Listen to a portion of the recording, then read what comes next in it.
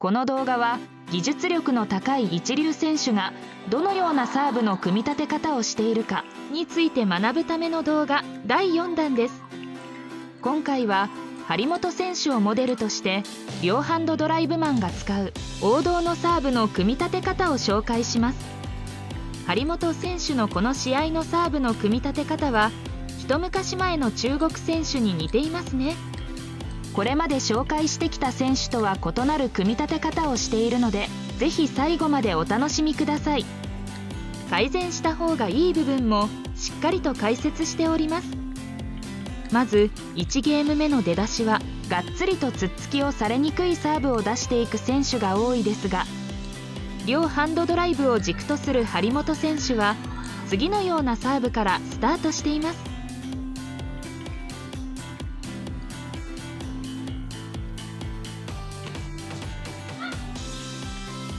定番のフォアミドル前に下回転系のサーブですね。バック前に比べるとやはりフォアミドル前の方が鋭いつっつきは防ぎやすいと思いますね。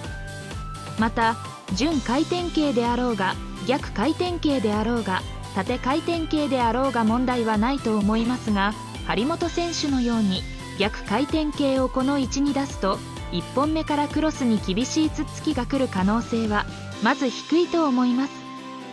あるとしたらミドル前にストップか相手選手がしているようにバック側へのつっつきでしょうね。この場面ではまずフォアミドル前に逆横下回転を出すとバックにつっつきが来る相手だと覚えておきましょう。ただしスイングを見る限り鋭いレシーブが来そうなので、とりあえず次のサーブは出す場所を変えておいた方がいいでしょうね。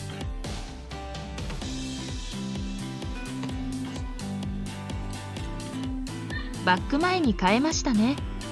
相手の逆をつけたためクロスに入れに来るつっつきレシーブにさせ、しっかりと3球目から攻めていけましたね。3対1。あなたならどうしますか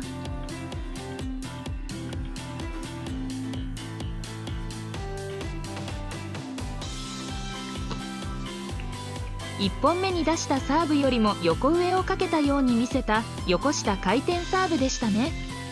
相手は横上と思ってレシーブしたためネットミスをしましたね。張本選手はここまで全てのサーブを下回転系にして最初から下回転系サーブを軸に戦っている点がこれまでの選手とは大きく違いますね。張本選手はラリー力もさることながらストップやつっつきレシーブからの3球目によっぽどの自信があるのか、それともこの相手が下回転系からの展開が苦手、もしくは上回転系からの展開が得意というデータがあるんでしょうね。いずれにせよ3本全てがショートの下回転系だったので、次はさすがに上回転系に変えるかロングサーブに変えるでしょうね。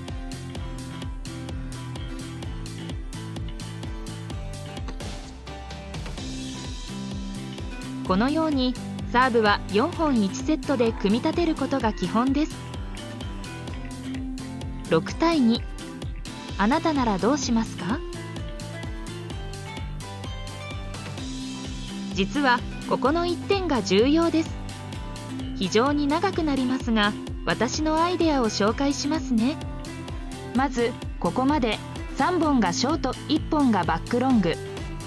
すべて横下回転系サーブだったので、サーブを変えるとしたら1、横上回転サーブを出す。2、ミドルにロングサーブを出す。3、準回転サーブを出してみる。などがサーブに対するアイデアですね。他にもアイデアはありますが、まだ1ゲーム目であることからこの程度のサーブの変更で良いと思います。ではどのサーブがいいと思いますか？おそらく1と2のサーブからの展開は得点する確率は高いと思いますが、3は未知数です。ちなみにここまでのサーブからは 100% の得点率、レシーブからは 50% と確実に1点は取れている状況です。ここで3を選択し、もし失点した場合でもいつものサーブに戻せば7対3になるだろうし、仮にサーブから2点失って6対4になったとしても、レシーブから1点取って7対5になる可能性は高いので、同点にされる確率は低いです。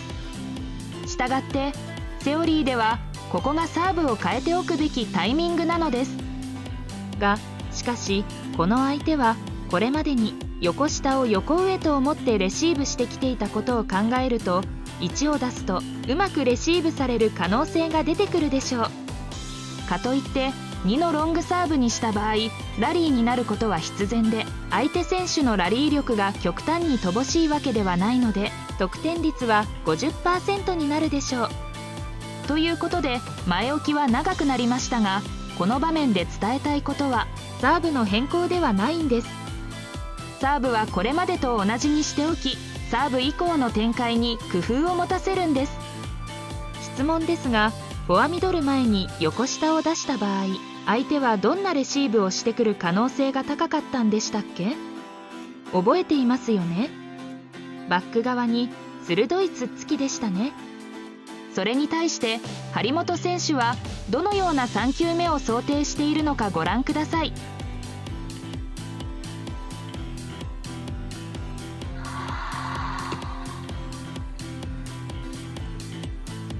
最初からつっつきする気持ちでいましたね。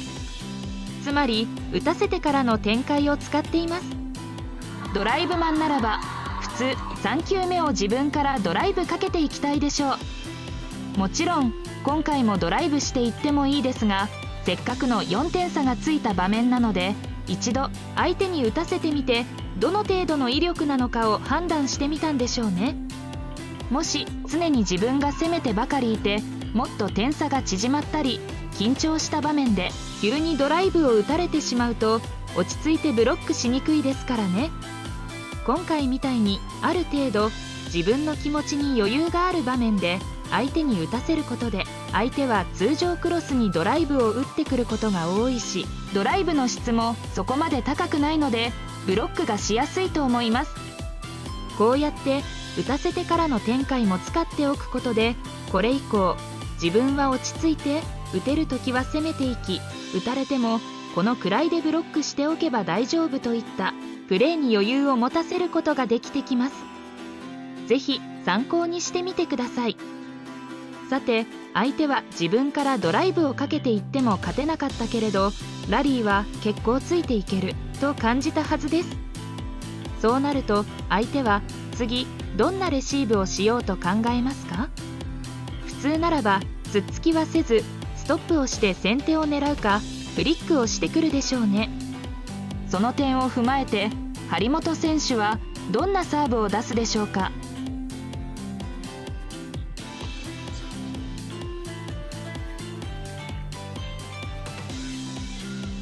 9対3、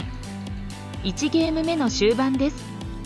6点差ついたので、我々一般レベルであれば次のゲームのことを考えて先ほど提案した1、横上回転サーブを出す。2、ミドルにロングサーブを出す。3、準回転サーブを出してみるのがいいと思います。ただ張本選手は王道の両ハンドドライブマンを貫きたいのか。1本目、これまでと同じサーブ。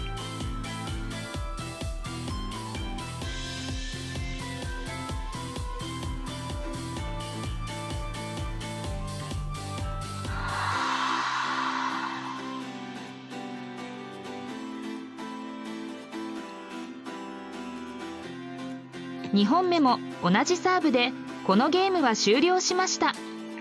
このゲームから学べることは、両ハンドドライブマンはとにかく相手につっつきをさせる系のサーブを優先させましょう。すると相手はこちらに打たせないようにストップをしてきたり厳しいつっつきをしてくるようになるでしょう。そういった場合、かつ得点に余裕がある場合には違うサーブを出してみたり、相手に打たせてからの展開も混ぜていくと良いでしょう。ちなみにこのゲームは自分のサーブのターンで8回中7回得点できました。ししかしこれだけ同じサーブを使ってしまっていると相手も慣れてきているので、次のゲームはこのサーブからの得点率は下がると予想されます。次回の動画では張本選手のサーブの組み立て方の反省点について解説します。ぜひチャンネル登録をしてお待ちください。